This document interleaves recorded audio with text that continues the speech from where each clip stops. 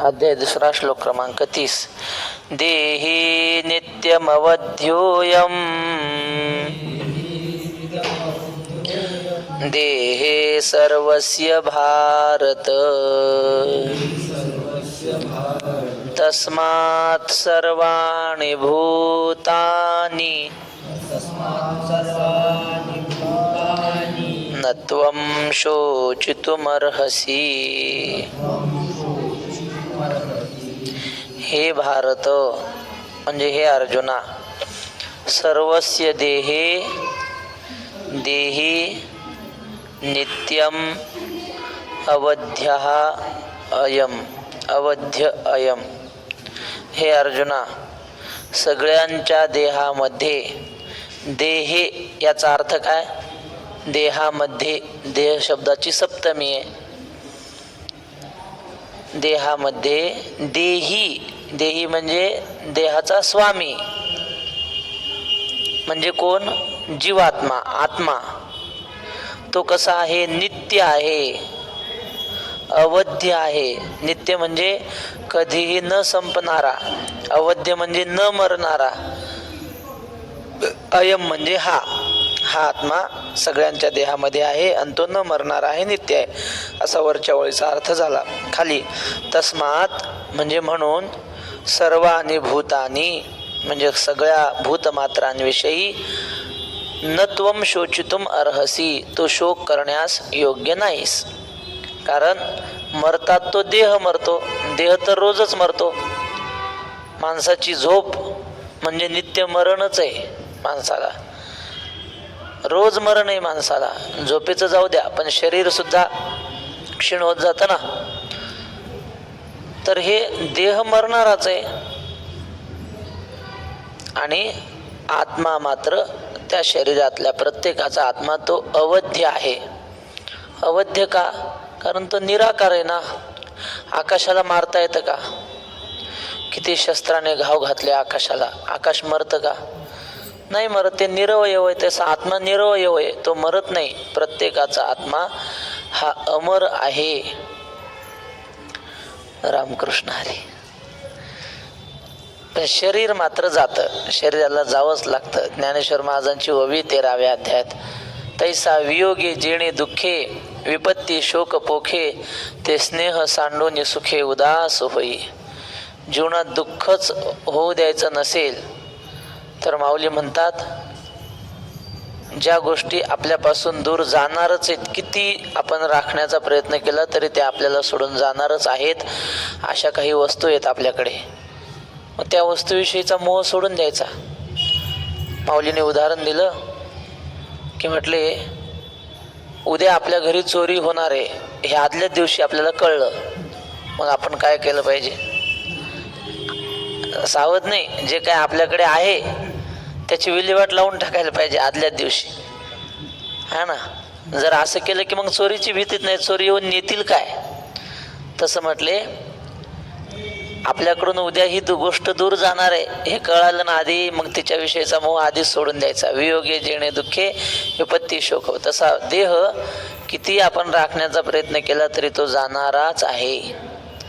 ते शिन्नर भागामध्ये मोहनानंद स्वामी होऊन गेले बघा, संन्यासी महात्मे होते, आणि ते एक भजन म्हणायचे, रे मन मुसाफिर निकलना पडेगा, काया कोटी खाली करना पडेगा. रे मन मुसाफिर निकलना पडेगा, काया कोटी खाली करना पडेगा. म्हणले हे आपण भाड्यानं घेतलेलं हे देऊन टाकावं लागणार आहे ज्याचं त्याला. आएगी नोटिस जमानत न होगी, पल्ले में गर कुछ अमानत न होगी, इसका किराया भी भरना पड़ेगा, काया कोटी खाली करना पड़ेगा. रे मन मुसाफिर निकलना पड़ेगा, काया कोटी खाली करना पड़ेगा. भाड़े के भुवन को क्या तू संभाले, एक दिन तुझे घर का मालिक निकाले, हो करके कैद तुझे चलना पड़ेगा, काया कोटी खाली करना पडेगा. ही आपण भाड्याची खोली घेतलेली आहे देवाकडून, आणि हे पंचभूताचं ज्याचं त्याला द्यावं लागणार. हे जाणारच आहे, ह्याच्यात काही वादच नाही. पण ह्याचा आत जो बसलेला आहे सर्वागटी राम, सर्वांच्या हृदय देशी मी अमुक आहे ऐसे बुद्धिस्फुरे अहर्निशी, ते वस्तू, ती जी वस्तू म्हणजे परमात्मा आहे तो मात्र अवध्य आहे, न मरणारा आहे अर्जुना, आणि त्याच्याकडे तू पहा असं देव अर्जुनाला सांगतात. आणि त्याच्याकडे पाहिल्यामुळं तुला रडण्याचं काही कारण नाही, असा श्लोकाचा अर्थ.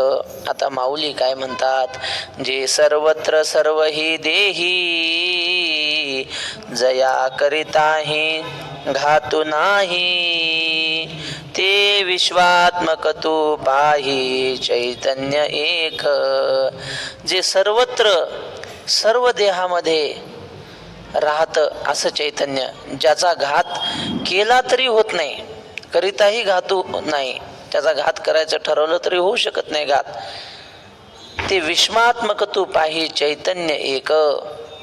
आणि त्या प्रत्येकाच्या अंतःकरणात असलेलं चराचरामध्ये राहणारं ते चैतन्य तू बघ अर्जुना, ते ब्रह्म बघ, देहाकडे पाहू नको. याचे निस्वभावे, काही ज्ञानेश्वरीमध्ये जयाचे निस्वभावे असे, जयाचे निस्वभावे हे होत जात आघवे, तरी सांग काय शोचावे एथ तुवा. अर्जुना, या परमात्म्याच्या सत्तेने हे सगळं जग चालत आहे. जग निर्माणही त्याच्या सत्तेनं होतं आणि नष्टही त्याच्याच सत्तेनं होतं. तरी सांग काय शोचावे येत तुवा, तू कोण मारणारा बाबा.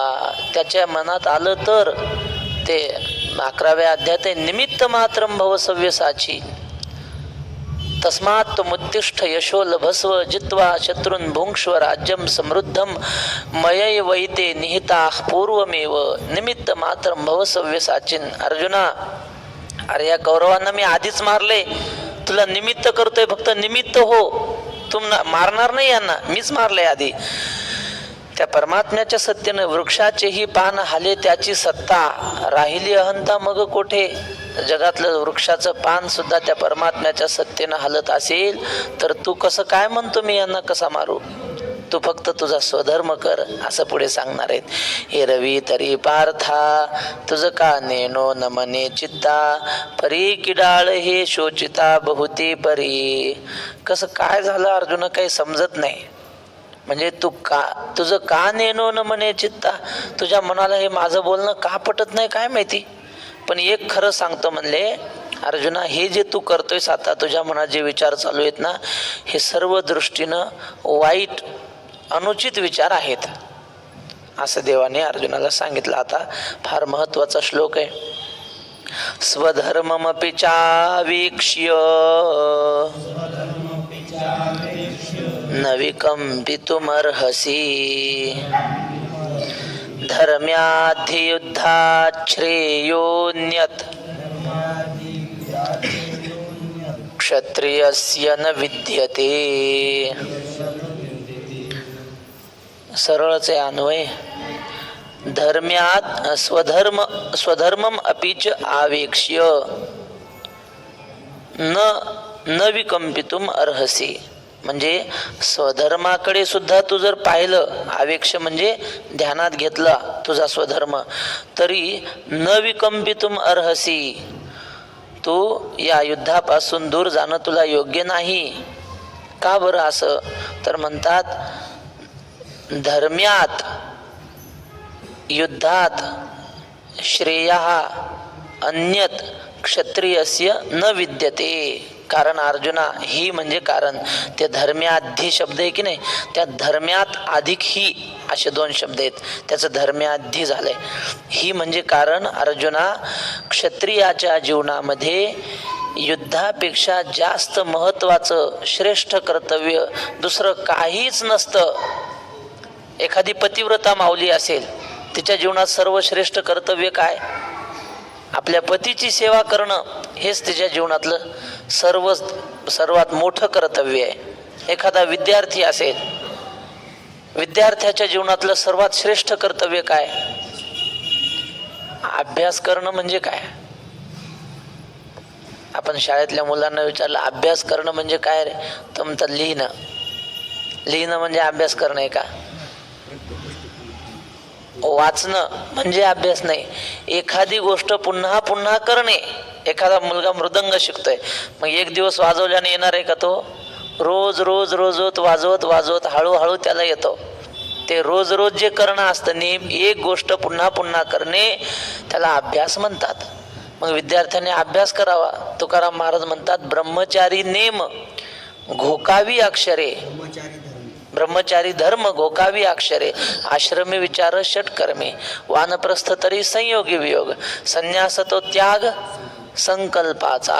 शेतकऱ्याने शेती करावी हा त्याचा स्वधर्म आहे. सैनिकाने युद्ध करावं हा त्याचा स्वधर्म आहे. भक्ताचा स्वधर्म काय?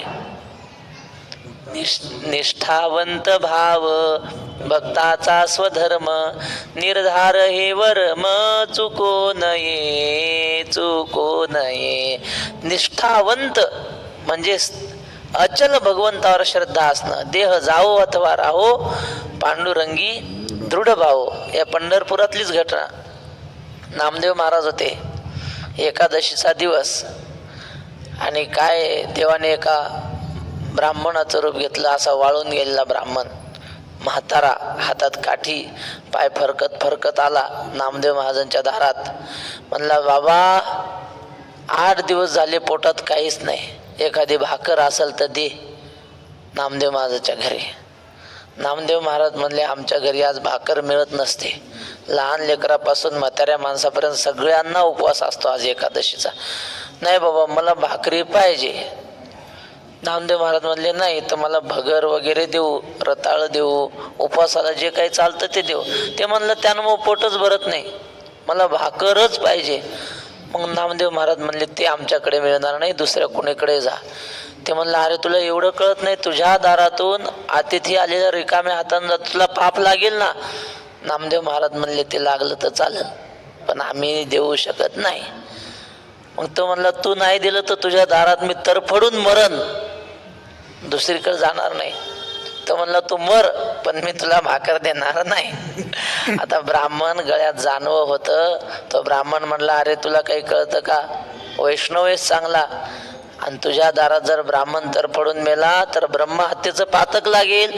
नामदेव महाराज म्हटले ते लागलं तरी चालेल, पण मी एकादशीला अन्न खाऊ तर शकतच नाही, पण देऊ शकत नाही कोणाला. याला म्हणतात निष्ठावंत भाव. आणि शेवटी तो ब्राह्मण मेला नामदेव महाराजांच्या अंगणामध्ये तरफडून. गावातले लोक नामदेव महाराजांना एवढे बोलत होते, अरे तुला काही कळतं की नाही, अमकं नाही तमकं नाही, खूप बोलले. नामदेव महाराजांनी काही मनावर घेतलं नाही. काय बोलायचं ते बोला, पण आम्ही आमचा नियम सोडणार नाही. सोडलाच नाही नियम. तो ब्राह्मण मेला. अंत्ययात्रा काढली नामदेव महाराजांनी, वाळवंटामध्ये चिता रचली, त्याच्यावर ठेवलं, त्याला अग्नी दिला. आणि अग्नी दिल्यावर ते काय ब्राह्मण होता का, तो देव होता. त्याच्यातून मारली उडी देवाने बाहेर. नामदेव महाराजाला कडकडून मिठी मारली. वाह म्हणले तुझी परीक्षा पाहायला आलो होतो. एकादशीच्या दिवशी तू एकादशीला किती महत्त्व देतो ते पाहण्यासाठी आलो होतो. तर अशा प्रकारचा अविचल निष्ठावंत भाव असणं हा भक्ताचा स्वधर्म आहे. तो भक्ताचा स्वधर्म त्याने सोडता कामा नये. क्षत्रियाचा स्वधर्म आहे की त्याने युद्ध करावं, शत्रूला पाठ न दाखवता युद्ध करावं, हा क्षत्रियाचा स्वधर्म आहे अर्जुना. आणि तू सध्या कोणत्या भूमिकेत आहेस, म्हणजे तू भक्त आहेस की युद्ध करण्यासाठी आलेला आहेस? काय आता भूमिका काय अर्जुनाची? अर्जुन सध्या युद्ध करण्यासाठी आलेला आहे. आणि तुझा स्वधर्म दया दाखवणे नाही, तुझा स्वधर्म युद्ध करणे. म्हणून क्षत्रियाच्या जीवनात युद्धापेक्षा श्रेष्ठ दुसरं काही नसतं. आता माऊलींची भाषा. तू अजूनी का न विचारिसी, काय हे चिंतितू आहासी, स्वधर्मो तो विसरलासी, तरावे जेणे. अर्जुना किती वेळ झाला तुला सांगतोय, अजून तुला कसं काय तुझ्या मनात चांगले विचार येत नाहीत? तू का विचार करत नाहीस? काय तुझ्या डोक्यात चाललंय तरी काय? काय हे चिंतितो आसी, स्वधर्म तो विसरलासी तरावे जेणे. काही लोकांच्या मनात दुसरंच चालू असतं, म्हणजे पुढं समोर विषय दुसरा आणि ह्यांचं डोकं तिसरीकडेच. तुकाराम महाराजांनी एक अभंग लिहिला गाथेमध्ये. एक माणूस पोथीला गेला म्हणले, आणि पोथी चालू होती. कधी न पोथीला जाणारा पोथीला जाऊन बसला, आणि बसल्याबरोबर त्याने महाराजाकडे पाहिलं, आणि पाहिल्याबरोबर डोळ्यातून अश्रूंच्या धारा सुरू. महाराज म्हणले, वा, आपण जन्मभर पोथी सांगितली, पण एवढा प्रेमळ श्रोता आपल्याला दिसला नाही जन्मात. महाराज म्हटले, काय काय भानगडे, एवढी आपण जन्मभर पोथी सांगितली पण डोळ्यातून पाणी कधी कुणाच्या आलं नाही, आणि हा मात्र श्रोता किती प्रेमळ आहे. महाराजांनी पोथी दिली सोडून आणि त्या श्रोत्यावरच बोलले. म्हटले, श्रोता असावा तर असा, काय तुमचा उपयोग म्हणले जन्मभर पोथी ऐकून, जन्मभर पाण्याचा थेंब नाही तुमच्या डोळ्यामध्ये, हा बघा अशा श्रोता पाहिजे. अर्धा तास त्याचं वर्णन. मग पोथी झाल्यावर महाराजांनी त्या श्रोत्याला बोलून घेतलं जवळ, आणि त्याला म्हटले, बाबा, ओ बाबा. त्याला म्हणले, मानलं तुम्हाला, काय तुमचं प्रेम म्हणले देवावर, तुमच्या डोळ्यातून अश्रूंच्या धारा, काय तुमची प्रीती आहे देवावर. तो म्हटला, महाराज देवावर प्रीती वगैरे काही नाही. मग रडलात ते म्हटले, त्याचं कारण असं आहे, 8 दिवस झालं माझं बकरं हरवलंय म्हणले, आणि माझ्या बकऱ्याला दाढी अशी, आणि नेमकी तुमची दाढी आणि माझ्या बकऱ्याची दाढी सारखीच. तुमच्याकडे पाहिल्याबरोबर मला माझ्या बकऱ्याची आठवण झाली. बरं, एवढंच नाही, तुम्ही असं सांगत होते ना, 2 बोटं करून, एक ब्रह्म आणि दुसरी माया, 2 तत्व आहेत. मला वाटलं तुम्ही माझ्या बकऱ्याचे 2 शिंग दाखवायले मला. पुन्हा तुम्ही असे 4 सांगितले. काय सांगत होते? 4 वेद, 4 बोटं केले ना, मला वाटत होतं तुम्ही माझ्या बकऱ्याचे 4 पाय दाखवायले. हा, तुकाराम महाराजांनी लिहून ठेवलं, देखोनी पुराणिकाची दाढी, रडे स्फुंदे नाक ओढी, प्रेम खरे दिसे जना, भिन्ना अंतरी भावना. इकडं पोथी चालली दुसरी, आणि ह्याचं मन तिकडं बकऱ्याच्या मागं. तसं अर्जुना, मी तुला सांगतोय हे युद्ध कर म्हणून, आणि तुझ्या मनात काय वेगळं चाललं की काय? काय हे चिंतित हासी, काय चाललंय तुझ्या मनात? स्वधर्म तो विसरलासी तरावे जेणे. अरे, ज्या स्वधर्माने भवसमुद्र तरुण जाता येतो, तो स्वधर्म विसरून गेलास. हे बघ अर्जुना, या कौरवा भलते जाहले, अथवा तुझची काही पातले, की युगची हे बुडाले जरी येथ, तरी स्वधर्म एकू आहे, तो सर्वथा त्याज्य नव्हे, मग तरी जेल काय पाहे कृपाळूपणे. या इकडं आहे जागा. तर अर्जुना, हे बघ, ह्या 2 ओव्या एकत्र आहेत बरं का, म्हणजे युगमय. दोन्ही ओव्या एकत्र अर्थ पाहिला तर व्यवस्थित समजतो की अर्जुना, हे बघ, या कौरवांना काय वाटेल ते जरी झालं, समजा कौरवांनी माघार घेणार नाहीत, पण घेतली माघार आणि युद्ध टाळलं. सांगितलं, ठीक आहे, अर्ध राज्य पांडवाला, अर्ध राज्य आम्हाला, असं दुर्योधन म्हणला, तरी तुला युद्ध कायमचं संपलं असं नाही. पुन्हा कोणीतरी तुमच्यावर आक्रमण करणारच आहे, तुला युद्ध करावंच लागणार आहे. कौरवांनी काही जरी विचार मनात आणला, त्यांना काही जरी झालं, अथवा तुझची काही पातले, किंवा तुझ्यावर काही दुसरं संकट आलं, तुझ्या मनात आला विचार की युद्ध करायला नको, यांना सगळं राज्य देऊन टाकू, तरी अर्जुना, हे युद्ध टाळलं म्हणजे पुन्हा युद्ध करण्याची पाळी येणार नाही का? हे युद्ध तुम्हाला कायमचं ठेवलेलं आहे की युगाची हे बुडाले जरी येतं, कदाचित हे सगळं युग जरी बुडून गेलं तरी युद्ध करणे हा तुमचा स्वभाव असल्या कारणाने ते कधीही टाळता येणार नाही. आमचे गुरुजी मोठे कदम माऊली ते एका विद्यार्थ्याला सांगत होते. त्या विद्यार्थ्याने विचारलं, माऊली ज्ञानेश्वरी पाठ करायची कशी करू?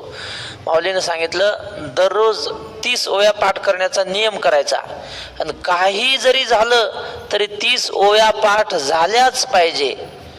म्हणले, नाही, आज जरा संस्थेत पंगत होती आणि तिकडे गेलतो त्यामुळं वेळ गेला, आज 10च ओव्या झाल्या. असं जमत नाही म्हणले. अरे, भूकंप जरी झाला, अख्खं गेलं, माती झाली सगळी, तरी त्या दिवशी सुद्धा 30 ओव्या पाठ करायच्याच म्हणले. असं केलं तर होत असतं, नाही तर मग अर्धवट राहत असतं, आहे की नाही? तसं अर्जुना, हे युगची हे बुडाले जरी येतं, हे युग जरी बुडून गेलं तरी तुझा स्वधर्म तुला सोडता येणार नाही.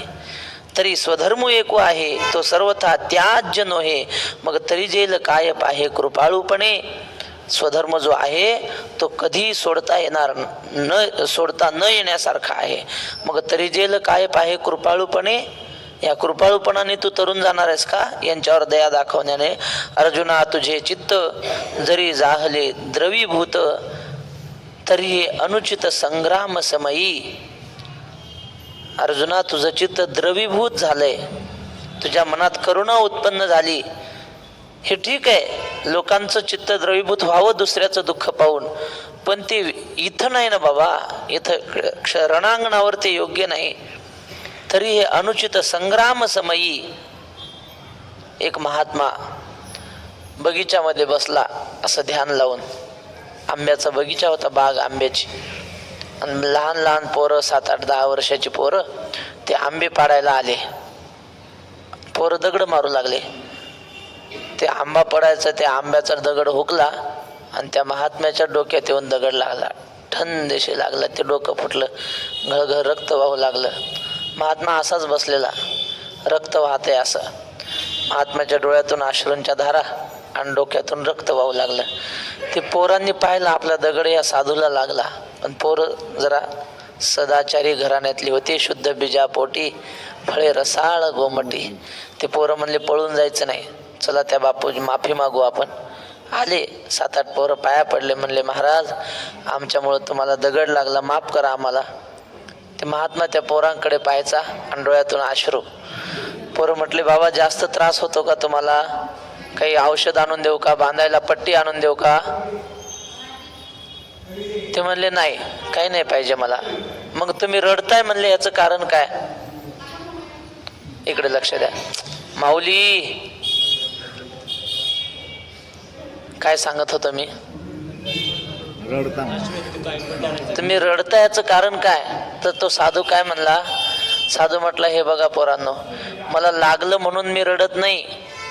अरे तुम्ही आंब्याला दगड मारत होते, आंब्याला दगड मारला की तो आंबा त्या दगडाच्या बदल्यात तुम्हाला एक पिकलेलं फळ देतो, आणि मला दगड तुम्ही मारला, आता तुम्हाला काही द्यायला माझ्याकडे काहीच नाही म्हणे, म्हणून मला रडायला येतं. हा कोणाचा स्वभाव आहे? साधूचा हा स्वभाव आहे. म्हणजे योगी पावन मनाचा, साहे अपराध जनाचा, विश्वरागे झाले वन्नी, संती सुखे व्हावे पाणी.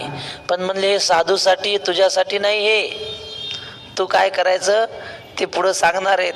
पुढून एक बाण आला की तू 10 बाण मारले पाहिजे. तू हा स्वधर्म तुझा नाही, तुझा हा स्वधर्म युद्ध करणे हा स्वभाव आहे. तसा अर्जुना तुझं चित्त द्रवीभूत झालं, व्हावंही, पण ते इथं नाही. अनुचित संग्राम समयी, संग्रामाच्या वेळेला ते योग्य नाही. अगा गोक्षीर जरी जाहले, तरी पथ्यासी नाही म्हणितले, ऐसे निही विष होय सुदले नवज्वरी देता. गाईचं दूध किती चांगलं आहे आरोग्यासाठी. असं सांगतात, ज्या घरी गावरान गाईचं दूध असेल प्यायला लहान मुलांना, ती मुलं बुद्धिमान होतात. 2 प्रकारची दूध आहेत. एक आहे A2 हा प्रकार, आणि एक आहे A1. तर होस्टन त्या जर्सी गाया असतात की नाही, त्यांचं दूध A1 आहे. A1 प्रकारात. ते मानवी शरीराला अनुकूल नाही. ज्या लोकांनी जर्सीचं दूध पिलं त्यांना कॅन्सर होतो, हा मेडिकलचा रिपोर्ट आहे. पण दुर्दैव आहे भारताचं की मग भारताचे जे मेडिकल असोसिएशन आहे त्यांनी आंदोलन करायला पाहिजे की नाही, की भारतामध्ये जे कॅन्सरचं प्रमाण वाढलंय त्याचं कारण जर्सीचं दूध आहे. गावरान गाईचं आता दूध कोणी घेतही नाही, मिळतही नाही. गावरान गाई कोणी सांभाळत नाही, कारण जर्सीचं असं आहे जेवढं पाणी पाजलं तेवढं दूध देते. लोकाला पैसा पाहिजे, जाऊ द्या. पण गावरान गाय जी असते तिचं दूध म्हणजे अमृत आहे माणसासाठी. काय आहे ना माऊली 9व्या अध्यायात, पाहे पा दूध पवित्र आणि गोड. पवित्र सुद्धा आहे आणि गोड सुद्धा आहे. पाशी त्वचेची या पदरा आड. पाहे पा दूध पवित्र आणि गोड, पाशी त्वचेची या पदरा आड. परी ते अव्हेरुनी गोचिड अशुद्ध काय न सेविती. त्यातलं तात्पर्य एवढं घ्यायचं की दूध पवित्रही आहे आणि गोडही आहे. गोक्षीर जरी जाहले, तरी पथ्यासी नाही म्हणितले. पण दूध एवढं जरी पवित्र असलं आणि एखाद्या माणसाला नवज्वर झालेला असला तर ते दूध त्याने पिलं तर त्या दुधाचं विष होतं त्याच्यासाठी. दूध किती चांगलं असू द्या पण नवज्वरामध्ये घेणं चांगलं नाही. ऐसेनी ही विष होय सुदले नवज्वरी देता. आरोग्य शास्त्रामध्ये आयुर्वेदामध्ये असा श्लोक आहे. जीर्णे ज्वरे कफे क्षीणे दुग्धम स्यादमृतोपमं तदेव तरुणे पीतम विषवत हंती मानवम.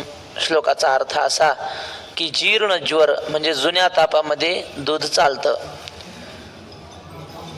कफे क्षीणे म्हणजे आपला कफ क्षीण झालेला असला शरीरातला तर त्याला दूध म्हणजे काय अमृतासारखं आहे या दोघांना.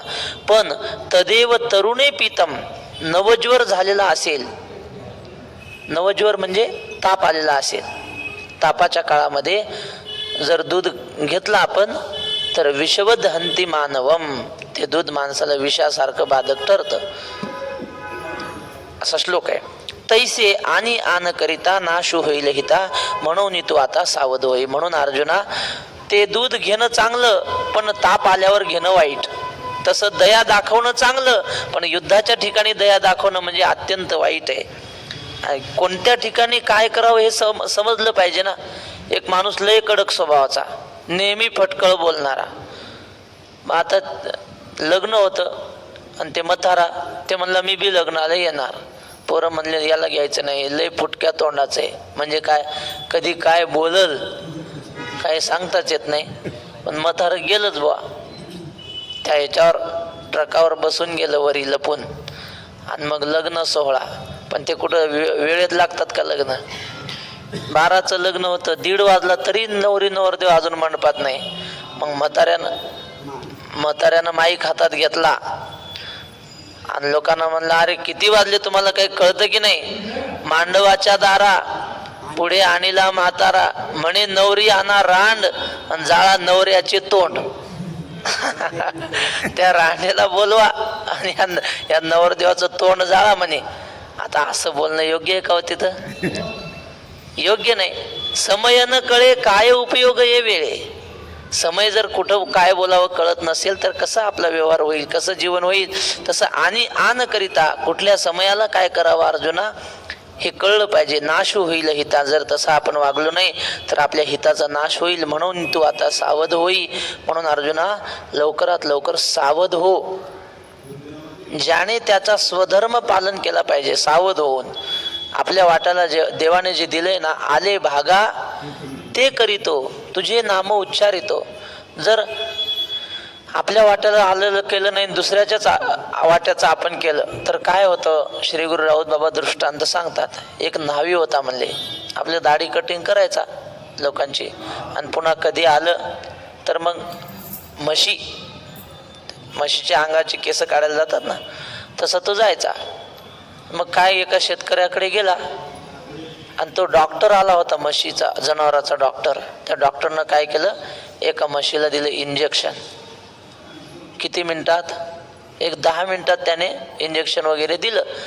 आणि किती रुपये घेतले 10 मिनिटाचे 500 रुपये एका इंजेक्शनचे डॉक्टरने. यानं विचार केला आपण एक म्हैस तिला ते स्वच्छ करायला आपल्याला कमीत कमी 2 तास लागतात आणि त्याचे किती रुपये भेटतात आपल्याला 50 रुपये. 2 तासाचे 50 आणि हे डॉक्टरांनी 10 मिनिटाचे किती घेतले 500. मग धंदा कोणता परवडतो. हे आपलं काही खरं नाही म्हणले धंदा. हा धंदा सोडून द्या. त्यानं दिला ते धंदा सोडून आणि मग आपण आता आजपासून जनावराचा डॉक्टर होऊन काम करायचं. पण म्हणले आपल्याला इकडं सगळे न्हावी म्हणून ओळखतात आपल्या गावाकडं. मग म्हणला लांब दुसऱ्या गावाला जाऊ. आला इकडं पंढरपूर भागात आणि लोकांना सांगू लागलं मी जनावराचा डॉक्टर आहे. आणि म्हणले नाही थांबा. काय झालं त्यानं इंजेक्शन दिलं नव्हतं डॉक्टरनं. डाग दिला होता डाग म्हशीला. जुन्या काळात इंजेक्शन नव्हते डाग द्यायचे. म्हैस मोडली काय झालं की डाग द्यायचा पायाला. तसं डॉक्टरने डाग दिला आणि त्याचे 500 रुपये घेतले. आणि आपण 2 तास म्हशीला ते भादरतो पण ते नाही काय आपल्याला 50 रुपये फक्त.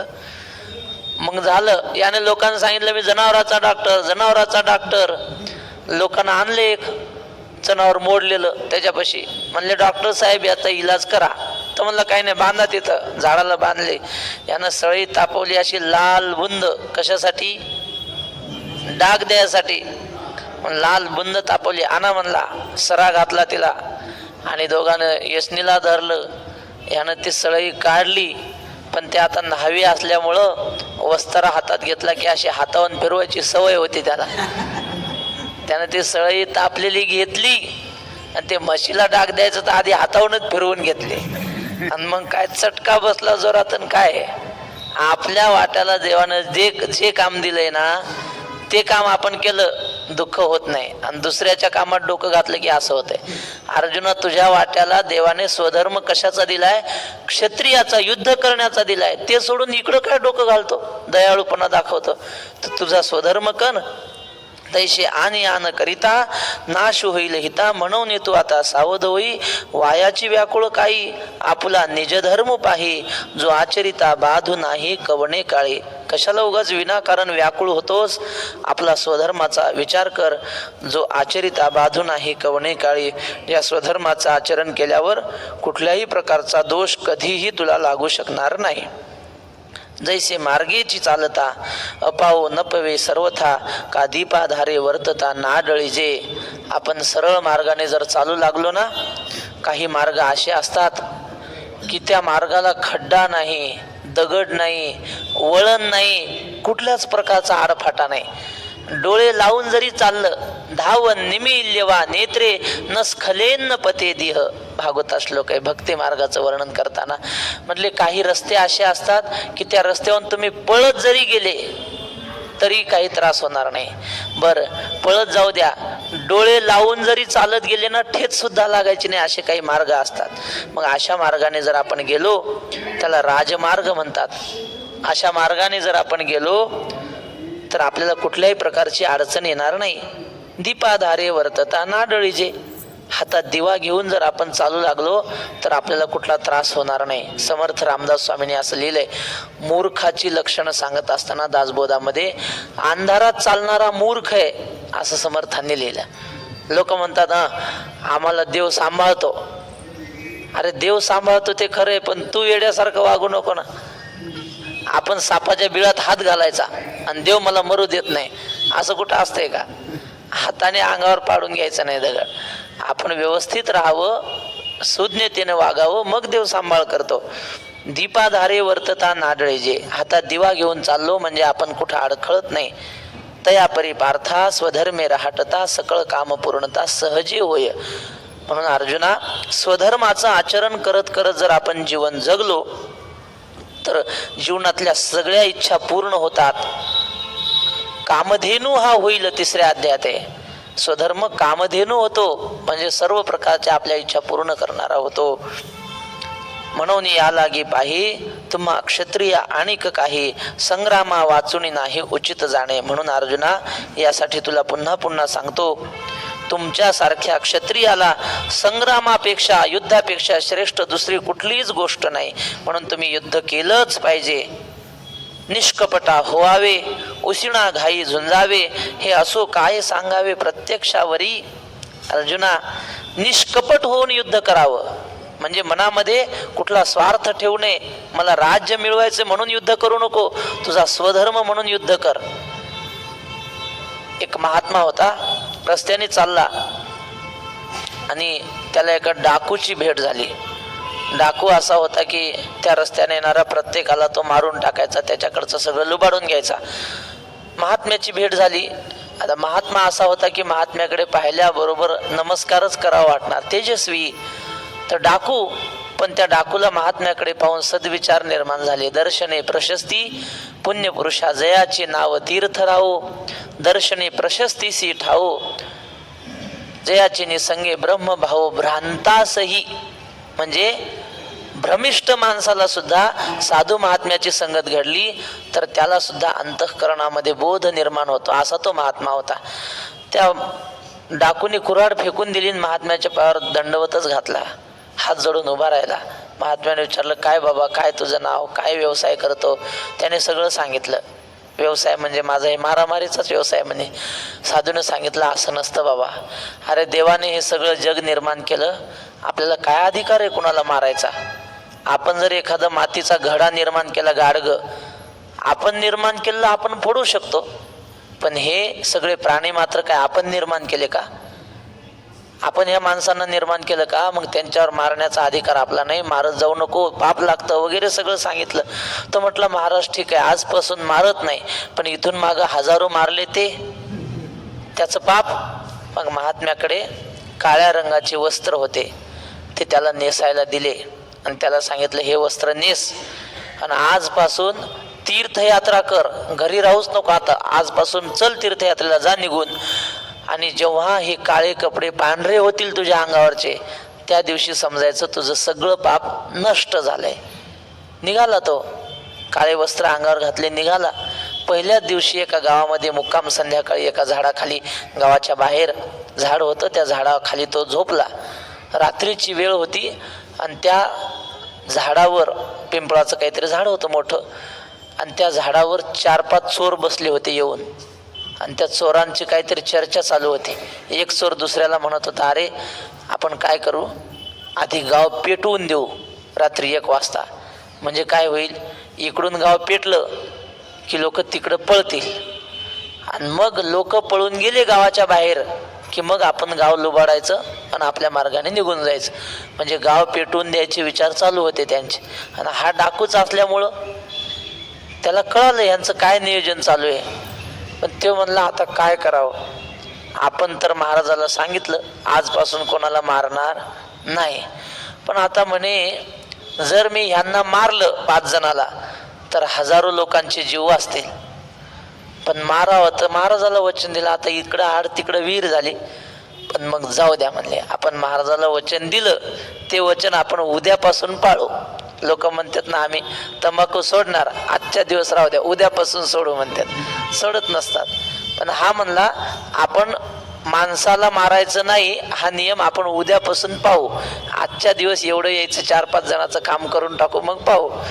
आणि मग त्यांना हाक मारून बोलवले 4-5 जण खाली, ए इकडे या म्हणले, तुला माहिती आहे ना मी आमका डाकू आहे. त्यांना माहित होतं याचं नाव प्रसिद्ध होतं. अरे या इकडं, एवढं कशाला कष्ट करायचं, मी तुम्हाला सोपं काम सांगतो म्हणे कसं लुबाडायचं लोकांना. आणि उतरवले 5 जण खाली आणि एका दणक्यात 5 जण मारून टाकले. आणि त्याचा रोजचा अभ्यास असतो होता माणसं कशी मारायचे, मारून टाकले 5 जण आणि झोपला. त्याला काय त्याचं सुख दुःख नाही, आपल्याला मुंगी मेली तर झोप लागत नाही, त्यांचा रोजचा असल्यामुळे त्या झोपला गाढ. पहाटे उठला आणि पाहतो तर अंगावर जे काळे कपडे होते ना ते पांढरे शुभ्र रंगाचे झाले. तर म्हटला आपण काय रात्री झोपताना कपडे बदलले नाही, काय नाही, लोक कपडे बदलतात. मग दिवसभर धोतर आणि संध्याकाळी नाईट पॅन्ट, हे कुठल्या शास्त्रात आहे? अहो जसे कपडे असले तसे विचार सुचत असतात. वारकरी आहेत ना, लुंगी सुद्धा नाही, धोतरच वारकऱ्याचा नियम आहे. ज्याचा पोशाख चांगला त्याचं मन चांगलं, आधी बाहेरून सुधारावं लागतं मग आतून सुधारतो माणूस. मग हा म्हणला माझ्या अंगावर काळे कपडे होते हे पांढरे झाले कसे काय? आणि महात्मा काय म्हणला होता, 12 वर्ष तीर्थयात्रा करा म्हणजे तुमच्या अंगावरचे हे कपडे पांढरे होतील आणि तुमचं सगळं पाप नष्ट होईल. तो परत तिथून आला, त्या साधू महात्म्याची भेट घेतली, म्हणला महाराज हे कसं काय झालं?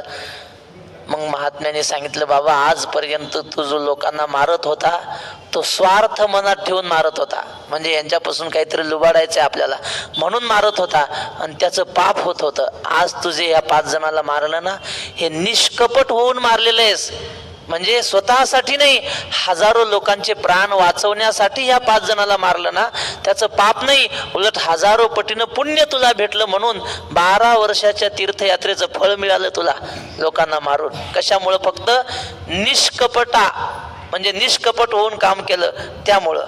तसं देव म्हणतात अर्जुना निष्कपट हो आणि उष्णा घाई झुंजावे. उष्ण कशाला म्हणतो आपण?